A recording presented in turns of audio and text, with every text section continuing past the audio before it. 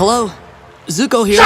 So yeah, unless you've been living under a rock, you are probably aware of the recent leaks from Paramount regarding the new Avatar movie, The Legend of Aang, The Last Airbender. Initially slated for release in 2025 before getting delayed all the way to October of 2026, The Legend of Aang is a direct sequel to the original Avatar Last Airbender series and follows Team Avatar in their young adult years as they tackle a new force of evil following their defeat of Fire Lord Ozai in the original series. Ooh. The film understandably had a lot of hype, as a mere thought of seeing characters like Zuko and Toph in their adult prime is sure to make any fan of the show giddy. And considering the last sequel received of Avatar had most of the original series main cast either killed off or incredibly old, it made it that this would be the first true taste we've gotten of them in such a mature yet youthful stage of life. Even after the numerous delays the film received, and with the increased popularity of the series thanks to the Netflix adaptation, the eagerness to see what will become of this project never really died down. If anything, the delays only raised expectations for exactly what Paramount was going to bless our undeserving eyeballs with. And just when 2026 rolled around, we were finally going to see exactly what was going to be of this project in roughly 6 months. All the time and effort poured into this project from Avatar Studios was going to pay off, and everyone behind the project was rejoicing its completion, and imagine the joy on fans' faces when they got to see it for themselves on their TVs.